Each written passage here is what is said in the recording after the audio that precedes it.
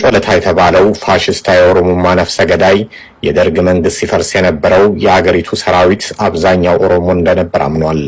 የሌንጮ ጸጸት ኦሮሞ የሚበዛበትን ያንን ሰራዊት ማፍረሱ ሲሆን ለእኛ ለአማራ ብሔርተኞች ግን ለዓመታት ስንሞግተው የነበረውን አንድ ሀቅ አረጋግጦልናል።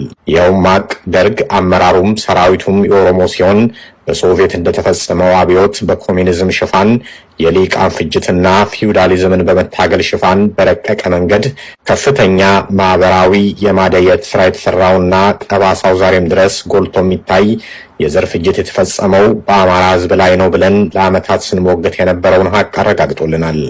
በዚች ሀገር ውስጥ በአማራ ህዝብ ላይ የተፈጸመውን ግፍና ደባ እጅግ የከፋ የሚያደርገው ደርግ የአማራ ሊቃንን በፊውዳሊዝም ሽፋን በኋላም በቀይ ሽብር ዘመቻ ሲጨርስ ከተማ ወለድ ትግሬዎች ከሻዕቢያ ጋር ሆነው የመሰረቱት ኢህአፓ የተሰኘው ድርጅት ደግሞ ወጣት የአማራ ልጆችን በከተማ ሽብር በጅምላ በመግደል በአማራ ህዝብ ላይ ትይዩ የዘር ፍጅት ፈጽሟል።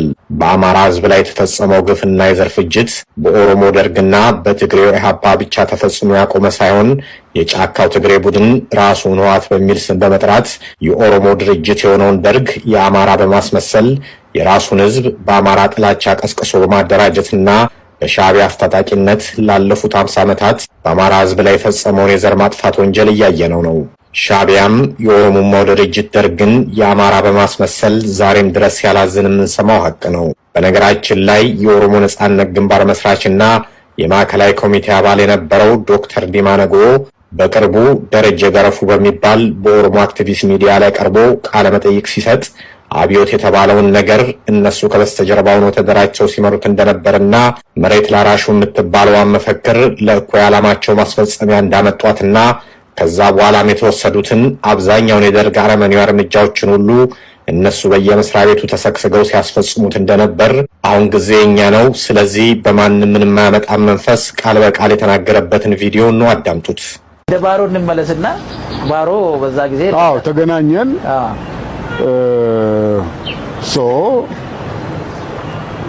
ባሮ ከዛ በኋላ እኔና ባሮ መገናኘት ጀመር። ሌላም ኢንተረስት ስላለን ማለት ነው። ያው በኋላ መጣ የተማሪ ንቅናቄ ብቻ ሳይሆን ከዛም በተጨማሪ መገናኘት ጀመርን። ከወንድሙ ጋር ነበር የሚኖረው፣ ቤታቸውን መሄድ ጀመርኩ ማለት ነው። ከቄስ ጉዲና ጋር አዎ እሳቸው ጋር ነበር አብሮ ነበር የሚኖሩት። አዎ እዚህ ወደ ባሮ ግን እንዴት ሰው አይነት ሰው ነው? ጥሩ ሰው ነው ማለት ምንድነው? በጣም ትግስት ያለው ሰው ነው። ደግሞ ለሰውም ክብር አለው። ኦኬ ያቺ ወረቀት የጭቆና ቅብብሎሽ የምትለዋ ትሪገር አደረገች። ማን ነው የጻፋት? እሷን ያው የኛው ግሩፕ ነው። ኦኬ ድርጅቱ ነው የጻፈው። አዎ እሺ ያቺ አስፈቀደች። ኦኬ ተካቱሉ እንዲደርሰው አውቃችሁ ያረጋችሁ እንዴ እናንተ? ምን ሄደንም ሰጠዋለን። እሱም ችግር የለም። ተካ ጋር አዎ ቤቱም እንሄዳለን። ኦነግ መኖሩን ተካ ያውቃል እንዴ? ለምን አያውቅም? ማለት ያውቃል። አዎ ግን ሊጎዳ አይደለም። ኦኬ የደህንነት ያወቀ ደህንነትም ቢሆን ደምሴ ቡልቶስ ያውቃሉ ወይ? ኦፍ ኮርስ ያውቃል እንዴ? በደንብ ያውቃል። እንዴት አውቃል? ነው ማለቴ አሁን የተካቱሉን ነገሩኝ። የተካቱሉ ሲምፓታይዝ ያውቃል። ደውል ጊዜ እኮ ነው ባሮ ቤት አገኘዋለሁ። ደምስ ገባኝ። እንዲሁ ማለት ራት ምናምን ሁሉ ሰርግ የባሮ ሰርግ ራሱ ባሮ የደምሴ ቡልቶን እህት ነው ያገባው። አዎ እና ሰርጉ ራሱ ፖለቲካል ሜሬጅ ማለት ያልተገኘበት የለም ነው የሚባለው። አምቦ ሄደው ብዙ ቦታ ነው ሄዱት። እና እኔ አልነበርኩም ባይዘው እዛ ሰርጉ ላይ። ግን ደምሴ ቤት ነው የምትሄዱት ወይስ ደምሴ ቤት ነው የባሮ ቤት? ደምሴ ቤት እጄ አላውቅም፣ ግን ደምሴ ይመጣል። የባሮ ቤት አዎ ባሮ ቤት ይመጣል። በምን ፖዚሽን? ባሮ ስልጣን ያኔ ኮሎኔል ነበር። ገባኝ። ግን ባሮ ስልጣን የለው አማቹ ነው። ኦኬ ገባኝ። ኦኬ ማለት ኦኬ ያው ግን በደንብ እንደሚያወሩ ነው መቼም። አዎ ያወራሉ። እርስዎ አብረው ደምሴን አውርተውት ያውቃሉ? አዎ ደርጉ እነ ሞገስና ደምሴ ናቸው ማለት ነው። ያንን አዋጅ እና እኛ ጋር መጣ። ኦፍ ኮርስ እኛ ዘገየን። ከዚህ በፊትም መሬት ዘውታ ሰርቷል። እሱ ጠቆምናቸው ሄዱ። እሱ ጋር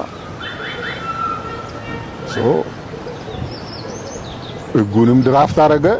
ከሌላ አንድ ሰው ጋር መሰለኝ አንድ ኤርትራዊ ነበር መሬት ይዞታ ውስጥ የነበረ ጉንም ድራፍት አደረጉ። በኋላ ሚኒስትርም ሆነ። አዎ ሚኒስትር ሲሆን እኛም እዛ ተሰባሰብን። እዛ ገባችሁ? ገባ ነው በየቦታው። ስለዚህ ዋናው ቁልፍ የሆኑ ቦታዎች ማለት ባሮ ቱምሳ ገና የተማሪዎች ህብረት ፕሬዝዳንት በነበረበት 1958 መሬት ላራሹ የሚለውን ተርም ኮይን አረገ። እርሶ ደግሞ ፔፐር ሰሩበት። በኋላ ደግሞ እናንተ የምትፈልጉት ህግ እንዲያጸድቅ ህግ እንዲያረቅ አረጋችሁ። የዛው ህግ ሚኒስትር ደግሞ የእናንተው ሰው ሆነ። ስለዚህ ምንም ይሄ እናንተ ፕሮጀክት ነው። እኛ ፕሮጀክት ነው። እዛ ላይ መረባረብ አይን ማውጣት ምንም አይን ማውጣት ማያስፈልግ። ይሄ ለውጥ አስፈላጊ ነው። የኛ ህዝብ ይጠቀማል። ተጠቃሚነቱ ለገበሬው ነው። ገበሬው ይጠቀማል ብለን ስለዚህ መሬት ላራሹ ላይ ኦነግ በጣም ድርሻው ጉልህ ነበር ማለት ነው። እዚህ ጋር እንደ ቆም ላርጋችሁና እንቀጥላለን። ዘገየ ማን ነው ለምትሉ ሰዎች እንግዲህ በፎቶ ላይ የምታዩት ነው ዘገየ። አሁን በቅርብ ነው የሞተው። ያው በአብይ አህመድ ኢትዮጵያ ውስጥ እንደ ጀግና ተቆጥሮ በየቴሌቪዥኑ በየምናምኑ ሁሉ በቃ እንደ ጀግና እንትን ሲልለት ዜና ሲሰራለት ሁሉ ነበር። ትልቅ ሰው እንደሞተ ሁሉ ሲነገርለት ነበር። ብዙ ሰዎች አያውቁትም። በደርግ ጊዜ ባለስልጣን የነበረ ያው ዲማኖ ጎንዳላችሁ ሆን ብለን እሱን ጠቆምን፣ እሱን አሾምን። ያው መንግስቱም ከነሱ ጋር ነው የሚሰሩት ጠቅላላ ኦሮሞዎቹ። ነተካት ሁሉ የሚባለው የባህል ስላሴ ጊዜ የደህንነት መስሪያ ቤት ዋና የነበረውም ከነሱ ጋር ነው የሚሰራው። በሚሊተሪ የነበረውም እንደነ ደምሴ ቡልቱ ሁሉም አብረው ነው የሚሰሩትና በተማሪ እንቅስቃሴ ውስጥም በምናምን ተያይዘው ነው የሚሰሩት። እሱን አስመደቡት። ቁልፍ ቦታ ገባን። ከዛ በኋላ ያለውን ነገር ሁሉ እነሱ ናቸው የሰሩት። ያው የነበረውን አረመኔያዊ ጭፍጨፋ ይሄ ዘገየ የሚባለው በዛ ጊዜ የውጭ ሀገር ጋዜጠኞች መጥተው ሲጠይቁት ስለ እንደ ፌር ትራያል ነገር ሰዎች ተገቢውን የሆነ የህግ ፕሮሰስ እንዲያልፉ ሲጠይቁት እንደዚህ ብሎ ነገር የለም ማለት አብዮታዊ እንትን ነው ጃንክ ዳውት ነው የምናደርገው እንደ ቆሻሻ ነው የምንጥለው አይነት ነገር እያለ ነው ሲናገር የነበረውና ከዛ በኋላ የተጨፈጨፈው ሁሉ በእንደዚህ አይነት ሜንታሊቲ ነው። ከዛ በኋላ ትንሽ ወያኔ ሲመጣ ደግሞ በኦነግ ባለስልጣንነት ጃኬቱን ቀይሮ መጥቶ በወተር በአርባ ጉጉ በመናምን የተጨፈጨፉ አማራዎችን ያስጨፈጨፈ ያለ ሳዲስት ነው በነገራችን ላይ። አሁን አብይ አህመድ ደግሞ የዚህ ናሽናል ዳያሎግ ምናምን ከበስተጀርባ ሆኖ እንዲዘውር አምጥቶታል። አያችሁ የኦሮሞቹ ምንም ቢሆን ውላቸውን አይረሱምና ወጣም ወረደ ይችን ቪዲዮ ልጋብዛችሁ ነው ምን አይነት ሰው እንደሆነ የእሱን ልጋብዛችሁና በእንግሊዘኛ ነች አጠር ያለች ነች። እሷን ታዳምጡና የዳውድ ኢብሳ ይቀጥላል። ተከታተሉት። Against the mass has to be junked. What you're saying is that a Western concept of law and order is really quite irrelevant. Irrelevant in this context.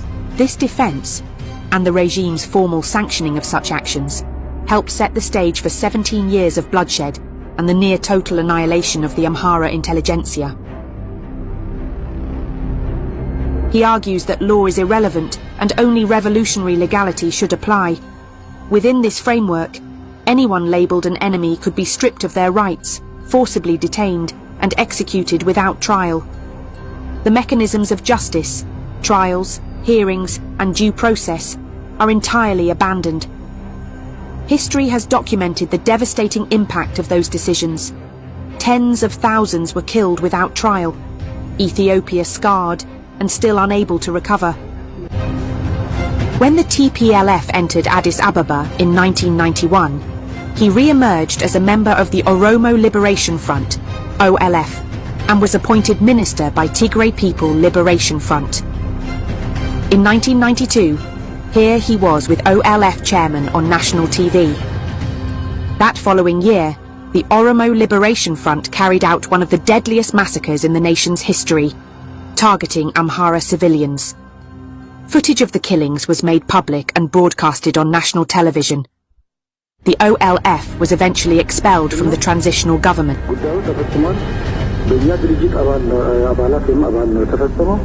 The atrocity was indeed committed, and it was carried out by members of our own organization. For any actions taken by our members, we are directly or indirectly accountable. Zegaye then changed his approach, becoming less visible in politics and running NGOs called Hunda in the Oromia region. When Abiy Ahmed came to power in 2018, Zegai resurfaced as part of the National Dialogue and Reconciliation Commission, playing key role behind the scene to set agendas. መንግስቱ ለእናንተ እንዴት ነበር? ማለት ለኛ እንደ እንትን ሳይሆን እንደ አሁን መሬት ላራሹ መንግስቱ እርግጥ ለመናገር መንግስቱ ባይኖር ኖሮ ያዋጅ አይታወጅም። እሱ ያንን ኃይል ሞቢላይዝ አድርጎ ነው ድምጽ ያሰጠው። ያን ታች ያለው ነው እና እዛ ላይ ክሬዲት አለው። ኦልሬዲ ደግሞ በአብዛኛው አካባቢ ይሄ ባለመሬቱን አባረዋል። ሰው በተለይ ኢንዲጂነስ ያልሆነውን አባረው ከተማ ገብተዋል። ባላባቶቹ ሄደዋል ማለት ነው። ከተማ ገብተዋል በአብዛኛዎቹ። ኢን ፕራክቲስ በብዙ ቦታ ይሄ ሊጋላይዝ ማድረግ ነው እንጂ የቀረው በብዙ ቦታ ሲዳሞ ውስጥ ምናምን በቃ ከተማ ገብተዋል ተባረው። ግማሹ አዲስ አበባ ገብተዋል። ሶ የእርሱ አባት ግን ምንም አልሆነም አይደል? እዛ አባቴ እኔ በህይወት አልነበሩ። ኦኬ። ከለውጡ በፊት ነው እንደሳቸው ያረፈው? ከለውጡ በፊት ነው ያረፈው። እናቴ ነበረች። እሳቸውን ምንም እናቶትን ምንም አልሆኑም። ልጃቸው ስላለ ማለት ምንም አልሆነችም። አሁን እኮ ቤታችን አለ። አሁንም ሲሄድ እኮ እዛው ነው የሚሄደው። ያው መሬቱ ግን እንደማንኛውም የሆነ የሚሰጠው ያህል ተሰጥቶ ልክ ነው። አዎ ያው ከህዝብ ጋር መጥፎ ግንኙነት ያለው ሰው ነው እንጂ ከህዝብ ጋር ተግባብቶ ይኖር የነበረ ሰው መሬት ባለመሬትም ቢሆን ምንም አልሆነ። ደርግ አስሮናል። ማን ነው ደርግ ሳይሆን የመጨረሻው ኃይለ ሥላሴ መንግስት ወደ መጨረሻው ጋር የሆነ እንትን ፈጥኖ ደራሽ ውስጥ ስናደራጅ ነበር። ድሮ እንግዲህ ታደሰ ብሩ እዛ ነበርዋል እና የሆነ አንድ 50 አለቃ እኔም አግኝቼዋለሁ። ያን 50 አለቃ ግን ስሜን አልነገርኩትም። እሺ እና ባሮ ሌንጮ ስንት ሰው ነው የተያዘው? ኦኬ ማዕከላዊ በኋላ ምን እናደርጋለን? እኔ ደግሞ ያኔ ወለጋ ነው የምሰራው። እነዚህ ሰዎችን እንደ ነገር ካረጉ ብዬ ወደ ሱዳን ጠረፍ ኩርሙ ሄድኩ ለስራ። ኦኬ ወሬውን እያዳመጥኩ አንደገ ልክ አሶሳ አካባቢ ስደርስ ተፈተዋል አሉ። የያዛቸው ግን ምን አድርገዋል ብሎ ነው የያዛቸው? ወታደሩን ሰፈር ታደርጉ ነው ኦሮሞዎችን ያደራጃል ማለት ደረሰበት እንደ ደረሰ? አዎ 50 አለቃው ራሱ ሄዶ ካዳን እንጂ ካዳን 50 አለቃው እና ኦኬ እኔ ወደዛ ልሄድ ነበር ወደ ሱዳን። በቃ ኦሬዲ ሰዎቹ እንትን ቢሉ ግን አስወራን ከተማው። ለምን ኦሮምኛ አትናገሩ? ኦሮምኛ ለምንድን ነው የምትናገሩ ብሎ ይልማሽ በሽ ያሰራቸው ያስወራን እና ያላችሁት ወታደር ማለት ወታደር እንትን አድርጓል ማለት ነው። እሱን ሰው ግልብጥ ብሎ አንድ ቀን አፄ ኃይለ ሥላሴ በዛ በሶስተኛ እንትን በኩል ሲያልፉ መሬት ላይ እንዴት ነው ዘሮ ሳቤት የሚባል ኦሮምኛ የሆኑ ሰዎች ፍቱልን፣ እዚህ ሰዎቻችን እዚህ ኦሮምኛ ትናገሩ ተብሎ ታስረዋል። ኃይለ ሥላሴ እያሉ ነው የሆነው? አዎ ኦኬ። ወደ መጨረሻ ጋር ኦኬ። ኦልሬዲ ካቢኔው ተለውጧል መሰለኝ እና ፈቷቸው። ኤኒዌይ ይሄ ሁሉ ነበረ። በመጨረሻም ላነሳው ሀሳብ ማጠናከሪያ ይሆን ዘንድ በሰዓቱ የአማራ ስም ይዞ መገኘት ራሱ በፊውዳል ያስፈርጅና ያስቀጣ እንደነበር ምናልባትም ለአደጋ ይዳርግ እንደነበር የሚያስገነዝብ አንድ ኢንተርቪው ላይ ተቀንጭቦ የተቀነጨበ ቪዲዮ አለ። እሱን አስደምጣችኋለሁ። ሐሳቡን ማጠናከሪያ ነው። በጣም አጭር ነች። እሷን ተከታተሉት። በዛ እንጨርሳለን። ስለተከታተላችሁኝ አመሰግናለሁ። መልካም ጊዜ። ስሙን እስከ አቶ እንድጠራው ይፈቅዱልኛል? በጣም ግዛው ዘውዱ ቅጣው። ስሙ ብቻውን ጣጣ አምጥቶቦት አያውቅም? አዎ፣ በአንድ አጋጣሚ አምጥቶብኝ ነበር። ፈገግ ስላሰኘች ነው። እስቲ ለተመልካቾቻችን እንገሩልን። በጊዜው ይሄ ስም ያላሰብኩትን ነገር ሲያመጣ አስቤዋለሁ በከፊል ግን መጀመሪያውንም ጥርጣሬ ያለኝ ምክንያቱም በጊዜው የነበረው የፖለቲካ አቅጣጫ እና የፖለቲካ ብልት ስምንም እንደ መደብ ደረጃ ስለሚያይ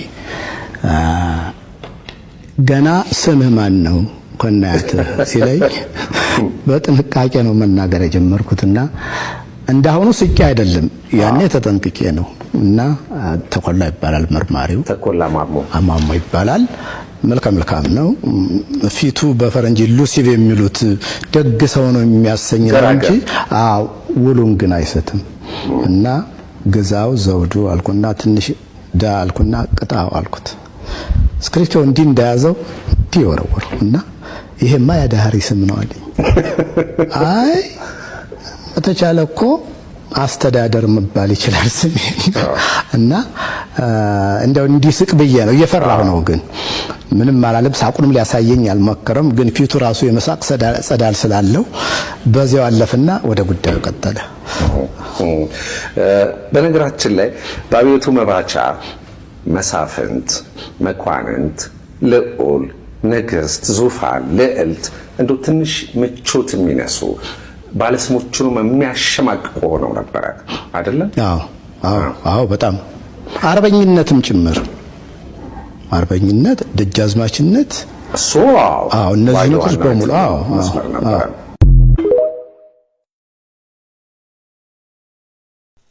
እንደምን አደራችሁ ኢትዮጵያን እንደምን ዋላችሁ እንደምን አመሻችሁ በየክፍለ ዓለማቱ በየአህጉራቱ ያላችሁ ኢትዮጵያውያን ሆይ ስለ ሀገራችሁ ስለ ኢትዮጵያ የምትጨነቁ በእውነት ነው የምለው ይህን ነገር እንዴት እንዳዳመጣችሁ ባላውቅም በጣም የሚገርም ነው ለኔ በጣም ተገርሜያለሁ ምክንያቱም በፍጹም ያልጠበቅኩት ነገር ነው እየሰማሁ ያለሁትና በደርግ ውስጥ ኮሎኔል ተካት ሁሉ እንግዲህ እንደ ፖሊስ ቢሮ አባል የነበሩና በየመንግስቱ ኃይለ ማርያም ቀኝ እጅ ከሚባሉት ውስጥ ናቸው በዚህ ንግግር በዚህ ቃለ ምልልስ መሃል የመንግስቱ ስም ተነስቶ ነበር መንግስቱ ያውቃል የሚል ምናልባት ተሳስቼ ሊሆን ይችላል ግን መንግስቱ የሚል ቃል መስማቴ ነው መንግስቱ ኃይለማርያምን አስመልክቶ አቻምየለት አእምሮ የሚባል የሆነ ጡዘታም እንደ ኦሮሞ አድርጎ ነው ያቀረበው በሆነ እንትን ላይ በጣም ዘረኛ ከመሆኑ የተነሳ ማለት ነው መንግስቱ ኃይለማርያም ዘረኛ አይደለም ያው መንግስቱ ኃይለማርያምን ብለን በምናደርገው ሀገር ጥሎ በመጥፋቱ እንጂ ማመራር ላይ በነበረ ጊዜ ስተቶች ቢኖሩትም ከኢትዮጵያ ትቅደም ፈቀቅ አላለም ሁሉ ጊዜ ስለ ኢትዮጵያ ነው ማንም በዘረኝነት ውስጥ መንግስቱ ኃይለማርያም ሊገባ አይችልም አባቱ እርግጥ ኦሮሞ ናቸው እናቱ ደግሞ የመንዝ እንደሆኑ የህይወት ታሪኩን በራሱ መጽሐፍ ገልጾታል አባቱ እንግዲህ ወደ 3 ሚስት ነው እንደዚህ ነው ያገቡት ይመስለኛል እንደውም የመጨረሻው ሚስት ከኮሎኔል ቀምተው ነው ይባላል ያገቡት የነ ደረጀ እናት ማለት ነው ወይዘሮ ብዙነሽ ነው የሚባሉት መሰለኝ ስለዚህ በጣም እዚህ ላይ ነው የተገረምኩት የደምሴ ቡልቶ ነው ጀነራል ደምሴ ቡልቶ ዘረኛ መሆኑን ኤርትራ በነበርኩ ጊዜ አንድ ወንድም ያለው ከከረን ወደ አዲስ አበባ ይቅርታ ወደ ምጽዋ መጥቶ ወንድሙ ሊጠይቅ አፋችን ከፍተን ነው ስናዳምጥ የነበረውና በጣም ዘረኛ መሆኑን በዚህ በቃኞ ስቴሽን የሁለተኛው የሰራዊት ቢሮዎች አካባቢ በተለይ ኦሮሞ ተወላጆች ጋር ሚስጥራዊ ውይይት እንደሚያደርግ የተለያየ ነገር እንዳለ ሰውየው ሲናገር አፋችን ከፍተን ነበር ያዳምጥነውና ሰውየው አልቆየም ጀነራል ተመስገን ገመቹ እንዲሞቱም ምክንያት ሆኗል የአየር ወለድ አባላት በ45 ዲግሪ ሴልሺየስ ያለ ቦታ ላይ ዘመቻ ታዘው ያለ ውሃ አብዛኞቹ በውሃ ጥም አለቁ የተቀሩትን ያዳነው የባህር ኃይል ነው ከዛ ውስጥ ከዳኑት ውስጥ አንዱ ይሄ ብርሃኑ ጁላ ነው እና 102ኛ አየር ወለድ ማለት ነው እኔ በቃ ትኩረቴ አሁን እንግዲህ በግሩፕ በኦሮሞነት ሲሰባሰቡ የራሳቸው ባክግራውንድ እንኳን አያውቁትም። ተመልከቱ እንትና ይሄ ዲማ ነገው ኢሉባቦር ነው፣ ሌንጮ ለታ ደግሞ ወለጋ ነው። የሁለቱም ክፍላት ሀገር ግለሰቦች ወይም ህዝብ በሞጋሳ ኦሮሞ የተደረጉ አማራዎች ናቸው። ይሄ ከታሪክ አኳያ የታወቀ ነው። ኢሉባቦር እናሪያዎች ናቸው ዛሬ ኦሮሞ ነን የሚሉት። እነዚህ ወለጋዎች ደግሞ የጎጃም ዲኤንኤ ናቸው ወይም በዛምን ይባላሉ። ይሄ በታሪክ የታወቀ ነው። ግን እነዚህ ምንም የሚያውቁት ነገር ያለ አይመስለኝም። ዝም ብሎ ዶክተር ከዲ ምናምን ይባላሉ። ያው በአካዳሚክስ ወይም በጂኦግራፊ ወይም በሆነ ነገር ብቻ ይመረቃሉ። ግን የኋላ ታሪካቸውን አያውቁትም። በሞጋሳ ኦሮሞ መደረጋቸውን እንኳን አያውቁትም። እና በዚች ሀገር ላይ ያኔ በ16ኛው ክፍለ ዘመን ከኬንያ ማይግሬት ያደረገው የኦሮሞ ማህበረሰብ ኢትዮጵያን ድምጥማጧን እያጠፋ ነው ያለው ማለት ነው። ተመልከቱ። ስለ ፊውዳል ደግሞ ሲናገር ሰምታችሁታል። የጀነራል ታደሰ ብሩ ስም ተነስቷል። ታደሰ ብሩ የሜጫ ቱለማ ማህበር ማቋቋማቸው በሌላ ታሪክ እናውቀዋለን። የኦሮሞ ግን መታወቅ ያለበት ብሩ የሚባል ስም አብዛኛው የኦሮሞች ነው። ግን ዚአርቢክስ የሞጋሳ ኦሮሞች ናቸው እንጂ ፒውር ኦሮሞች አይደሉም። ፒውር ኦሮሞ ያለው ኬንያ ውስጥ ነው። ኢትዮጵያ ውስጥ ያለው ኦሮሞ ሚክስ ነው። በወረራ ምክንያት ተጋብቷል። የጥንት ኦሮሞች እኮ ጦርነት ከፍተው ካሸነፉ ኢቭን ልጆቹን ሁሉ አብረው ነው የሚያሳድጉት። ይጋባሉ፣ ምን ይላሉ? ምንድነው በቋንቋ ዶሚኔት ያደርጋሉ በኦሮምኛ። ለዛ ነው የሸዋ ኦሮሞዎች እንደነዚህ አክራሪ አይደሉም። የሸዋ ኦሮሞዎች በደንብ ሚክስ መሆናቸው ከስማቸው ታገኙታላቸው። ከኋላ የአማርኛ ስሞች፣ የኦሮሞኛ ስሞች ሁሉ ይገኛሉ። ስለዚህ እኔ እሱ አይገርመኝም። በጣም የተገረምኩት ደምሴ ቡልቶ ስብሰባው ላይ ይገኝ ነበር የሚለው ቃል ነው። ታዲያ መንግስቱ የወሰደው እርምጃ በመፈንቅለ መንግስቱ ብቻ ሳይሆን በኦሮሞማ ዘረኝነት ስብሰባም መጠቀስ ነበረበት ሲገደል ማለት ነው። ያኔ አየር ወለዶች ደግሞ ተበቅለውታል።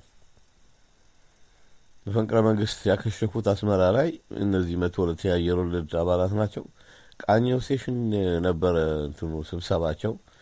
የአዲስ አበባው ብታውቁት ነው፣ መከላከያ ሚኒስቴር ውስጥ ነው የመፈንቅለ መንግስት ሙከራው። እዛ ያው አሁን አየር ወለዶች በአጥር ዘለው ገብተው ፈጇቸው። አንዳንዶቹም በስህተት የተያዙ ነበሩ። እነሱ ተለቀቁ። ግን የዛን ጊዜ ዝም ብሎ ራንደም የሆነ በነገር ውስጥ የሌሉበት እነ ጀነራል ካሳዬ መታሰራቸው ራሱ እኔ እስካሁን ያንገበግበኛል። አሁን የዲማ ነገው ትዕቢት ንግግር ካስታወሳችሁ እንግዲህ ወያኔዎች ሲገቡ አብረው ነው እነሱም የገቡት። ወያኔዎች የምላችሁ እነ መለስ ዜናዊ ማለት ነው። አብረው ገቡ። ግን እነ ዲማ ነገው የደቡብ ኢትዮጵያ የሚባሉት ጋራ ነበረ እንትናቸው ሽርክናቸው። ይሄንን ጋሽ አሰፋ ጫቦ በጽሁፋቸው ያስቀመጡትን አንድ ግለሰብ አንብቦት እኔ ባለፈው ጊዜ እንድታዳምጡ አድርጌ ነበር። ኦነጎች ሸውደው እንደገቡ ማለት ነው ከሻቢያ ጋር ተሰኔ ላይ ስብሰባ አድርገው እንደነበር የቢቢሲው ጋዜጠኛ ማርቲን ፕላት አሁን ጡረታ ወጥቶ በትዊተር አካውንቱ ብዙ ነገር ሲጽፍ እናያለን። እሱ ሲነግረው ጋሽ አሰፋ ጫቦ ደነገጥኩ የሚል ቃል እና ጋሽ አሰፋ ጫቦ በህይወት እያሉ በስልክ እንገናኝ ነበር ከኔ ጋር። በምን በፌስቡክ ጓደኛ ሆነን ስለነበር እኔ በጽፋቸውንም ያነቡ ነበር። የእሳቸውን ደግሞ እኔ አዲስ አበባ እያለሁ በነጻ ፕሬስ ሲወጣ የነበረውን ወደ መጽሐፍ ቢቀይሩት እያልኩ እናወራ ነበር። ይሄ ቁቤ ምናምን የፈጠሩትን የመይሶን ሊቀመንበር የነበረው ማን ነበር ስሙ እባካችሁ? የእሱን መጥፎነት ስነግራቸው ኧረ እሱ ጥሩ ሰው ነው አሉ። እንዴ እርስዎ በመጽሐፉ ላይ እኮ ጠቅሰውታል ቁቤ መፈጠሩን ምን ያህል እንደሚጠሉት ሀገር በቀል እንዳለ ኃይሌ ፊዳ። ታዲያ ምኑ ነው ጥሩ የሚሉት? አንዱ ሸረኛ እሱ አለ የህዝብን ከህዝብ ማለያየቱ። እንግዲህ ሁላችንም አመለካከታል። እኔ በግል ጸባዩ እንዲሁ መልካም ሰው ይመስለኛል አሉ። ስለዚህ ወገኖቼ ይሄ የሰማችሁት ደባ ሳይሳካ ቀረና ወያኔ በጠረባ ብሎ አባረራቸው። ያውም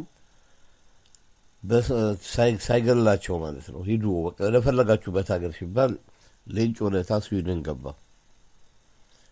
አሁን ዛሬ የሚመጻደቁበት በጀዋር መሐመድ አማካኝነት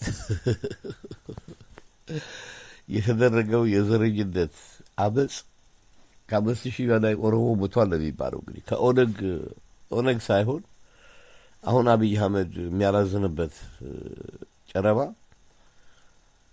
እና መልካም ነው ማለት አይደለም ጀዋርን በዚህ ጉዳይ ላይ እሱም ራሱ ስልጣን ቢይዝ ከአብይ የባሰ ነው በዚህ ጉዳይ ላይ። ምክንያቱም ዘረኛ ነበረ ታውቃላችሁ አይደል? እንዴ ብዙ ቪዲዮ እኮ አለን ማስረጃ። ግን ያንን ኦፕሬሽን የመራው እሱ ነበር። የኦሮሞችን አመጽ አደባባይ ላይ መስቀል አደባባይ ላይ እኮ ሰላማዊ ሰልፍ እንዲያደርጉ ገፋፏቸው የተረሸኑ ተይዘው የተደበደቡ ብዙ አይነት ነገር አለ። አይታችኋል። እንደውም ቪዲዮ ሲደበደቡ ምናምን ገብተው ሲሉ አመጻቸው ከባድ ነበር። የኦሮሞዎቹ የተደራጁት ያው በዘረኝነት ነው። ኋላ ያው የዲያስፖራ ማህበረሰብ ነው ለውጥ እንዲመጣ ያደረገው። ብዙዎች ሀገር ውስጥ ያላቸው አታውቁትም። የዲያስፖራው ማህበረሰብ ያው የዶናልድ ትራምፕ የመጀመሪያ ፕሬዚደንሲ ካምፔን ላይ የአፍሪካ መሪዎችን አሜሪካ ላይ ስደተኛ ያበዛብን የአፍሪካ መሪዎች አምባገነንነት በስልጣን ላይ ብዙ የቆዩትን ለማስወገድ ጥረት አፍሪካውያንን እረዳለሁ ባሉት መሰረት መለስ ዜናዊን ለማውረድ ያኔ መለስ ዜናዊ እንኳን አልነበረም። ይሄ ኃይለማርያም ደሳለኝ የሚባል ነው የነበረው። ኃይለማርያም ደሳለኝም መሪ አልነበረም፣ ሀውልት ነበር ዝም ብሎ እና ስልጣን ላይ ያሉትን እናወርዳለን ሲባል ሆ አለ ጠቅላላ ህብረተሰቡ ሆ አለ። አሜሪካን ውስጥ ያሉ በሙሉ ዶናልድ ትራምፕን እንዲመርጡ እኛም ብዙ ነገር ቀሰቀስን። እውነትም ተመረጡ። እንደተመረጡ ደግሞ ቃላቸውን አላጠፉ። የኢትዮጵያን ጉዳይ ለልጃቸው ለኢቫንካ ትራምፕ ከዛ ኋላ ሁሉም በኢትዮጵያዊነት ቀርበው በውጭ ሀገር ያለው ተቃዋሚ በጠቅላላ ማለት ነው የአሜሪካን ኮንግረስ ለኢትዮጵያ ሂውማን ራይትስ ሪዞሉሽን 128 በሚል ርዕስ በአጠቃላይ ያለው ስልጣን ላይ ያለው ለሰፊው ህዝብ ስልጣን እንዲያስረክብ አስገዳጅ ኃይልም እንጠቀማለን የሚል ደረሳቸው። ደንግጠው በቀሌ ገቡ። እንደ ገቡ ግን መደረግ የነበረበት የሽግግር መንግስት ነበር። ነገር ግን በቦታው ላይ ማን ነው ያጦልጧል? ለራሱም ያልሆነ ለማ መገርሳ አብይን ለህወሓት ብዙ ደባ ሲሰራ ሲሰልል ሲያስገድል የነበረ ሰውዬ አብይን ወደ ስልጣን አመጣው። ከዛ በኋላ ያለውን በነግራችሁ ለቀባሪው አረዱት ነው፣ እያያችሁት ነው። ኢትዮጵያ እየጠፋች ነው። እየጠፋች ብቻ ሳይሆን ጠፍታለች። ብዙዎች አሁን ይህ የሀገር ጉዳይ ሲነሳ በቲክቶክ ወይም ስናነሳላቸው አይወዱም። በቃ ዳስ መጣያን ቦታ የለም ካሁን በኋላ እያየኸው ነው። ኦሮሚያ እየተባለ ነው። ምን ጮሆኛ ነን እንጂ ትታችሁታል። ሀገራዊ ኢትዮጵያ ጠፍታለች። ዳስ ጣል የተባልከው ለአዲሱ ትውልድ ኬርለስ ምንም በሌለበት ቅብጠት የምታወራ በሶሻል ሚዲያ የቤተሰብ ቪዲዮ የምናምን የቅብጠት ቪዲዮ እየቀረጽክ ምንም ነጻነት በሌለባት ሀገር ራስህን ወይም ሀገርህን ለእነዚህ ለዘረኞች አሳልፈ የሰጠህ ወጣት በሙሉ ሀገርህን አድን። እኛ ጮኸናል፣ የራስህ ጉዳይ ነው። ማልቀስ ምናምን የለም። ሀገርህን ለማዳን በኢትዮጵያዊነት ታገል ብንል የሚሰማ የለም። በአማራ ፋኖነት ነው አሁን የሚንቀሳቀሱት ምንም ውጤት ስለሌለው ይኸው ሰለጠንን ምናምን ፕሮፓጋንዳ ብቻ ይወራል። የትጥቅ ትግል እንደውም እንኳን ሶሻል ሚዲያ ላይ በሚዲያም አይነገርም፣ ሚስጥር ነው። አሁን እየወጡ ያላዝናሉ። አዎ በደፈጣ ውጊያ ልትማርክ ትችላለህ፣ ግን የትም አትደርስም። ሀገሪቷን ነጻ ለማውጣት የኢትዮጵያ ፋኖ ነው የሚያስፈልገው፣ ኢትዮጵያዊነትን የተላበሰ እንጂ አማራነት፣ ኦሮሞነት፣ ትግሬነት አይታችሁታል። አዎ የአማራ ብሔረሰብ ታርጌት ነበረ። የአማራ ብሔረሰብ ሊድን የሚችለው ከመላው ኢትዮጵያ ህብረተሰብ ጋር አንድ ላይ ሲሆን ብቻ ነው። 4 ነጥብ። አመሰግናለሁ።